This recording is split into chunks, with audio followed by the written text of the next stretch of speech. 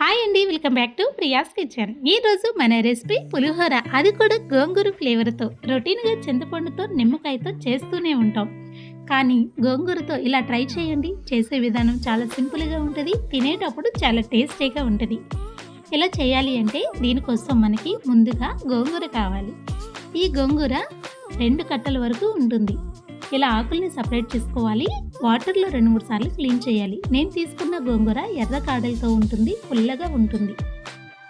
ఇప్పుడు దీన్ని మనం పక్కన పెట్టేసుకుని స్టవ్ మీద ఒక ప్యాన్ పెట్టుకుని స్టవ్ ఆన్ చేసుకుని ఇలా ఆయిల్ యాడ్ చేసుకోవాలి. ముందుగా ఈ ఆయిల్లో పల్లీలు యాడ్ చేసుకోవాలి. ఒక్కసారి ఇలా కలుపుకోవాలి. తర్వాత మధ్యలో కాటు పెట్టిన ఒక 10 వరకు పచ్చిమిరకాయలు యాడ్ చేసుకుని ఫ్రై చేసుకోవాలి. లైట్గా ఫ్రై అయిన తర్వాత ఇప్పుడు కాజు యాడ్ చేసుకోవాలి. పులిహోరలో కాజు చాలా టేస్టీగా ఉంటుంది, ఉంటే తప్పకుండా యాడ్ చేసుకోండి.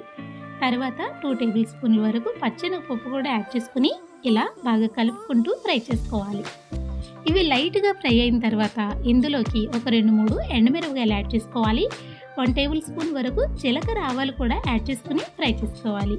ఫ్లేమ్ని సిమ్లో ఉంచుకుని 1 నిమిషం పాటు ఇలా కంటిన్యూగా కలుపుకుంటూ ఫ్రై చేసుకుంటే అన్నీ చక్కగా క్రిస్పీగా వేగితే తినేటప్పుడు చాలా టేస్టీగా ఉంటాయి. ఇలా వేగిన తర్వాత ఇందులోకి ఒక గుప్పెడు వరకు కరివేపాకు యాడ్ చేసుకుని ఫ్రై చేసుకోవాలి. కరివేపాకు కూడా క్రిస్పీగా వేగాలండి. ఇలా వేగిన తర్వాత ఇప్పుడు ఇవి చప్పగా ఉండకుండా తినేటప్పుడు టేస్టీగా ఉండాలి అంటే కొద్దిగా సాల్ట్ యాడ్ చేసుకోండి.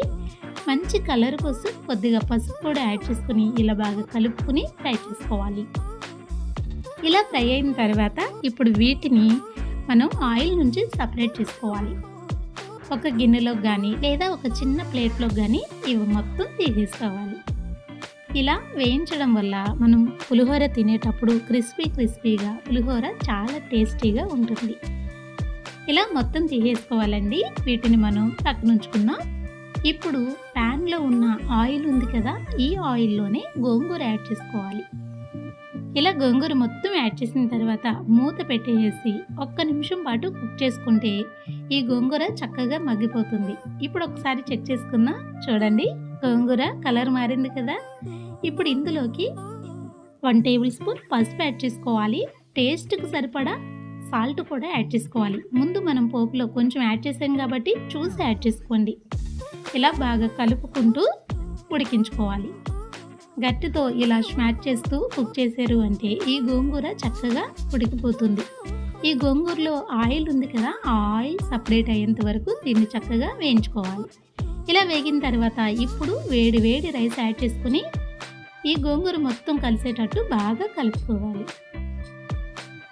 ఇప్పుడు మీరు ఒకసారి టేస్ట్ చేయండి. మీకు సాల్ట్ కనుక సరిపోయినట్లయితే పోపు దినుసులు యాడ్ చేసుకుని కలిపేసుకోవచ్చు. లేదు అంటే కొద్దిగా సాల్ట్ యాడ్ చేసుకుని బాగా కలుపుకొని మనం రెడీ చేసుకున్న ఈ పోపుని యాడ్ చేసుకుని ఒక్కసారి బాగా కలుపుకోవాలి. ఇలా కలిపేటప్పుడు ఫ్లేమ్ని సిమ్లో ఉంచుకోవాలండి. బాగా కలిపిన తర్వాత స్టవ్ ఆఫ్ చేసుకోవాలి. అంతే, ఎంతో టేస్టీగా గోంగూర ఫ్లేవర్తో ఇలా పులిహోర కలిపి చూడండి. లెమన్ పులిహోర కంటే చింతపండు పులిహోర కంటే ప్రాసెస్ చాలా ఈజీగా ఉంటుంది. సర్వింగ్ బౌల్లో యాడ్ చేసి మీకు చూపిస్తున్నా చూడండి. ఇలా చేశారు అంటే ఉదయం బ్రేక్ఫాస్ట్లోకైనా పిల్లల లంచ్ బాక్స్లోకైనా చాలా ఈజీగా ప్రిపేర్ చేసుకోవచ్చు. దీని టేస్ట్ కానీ ఫ్లేవర్ కానీ చాలా బాగుంటుంది. మీరు తప్పకుండా ట్రై చేయాల్సిన రెసిపీ. మీరు ట్రై చేసి టేస్ట్ చేసిన తర్వాత ఫీడ్బ్యాక్ ఇవ్వడం మర్చిపోవద్దు. మన వీడియో నచ్చితే లైక్ చేయండి. Thank you.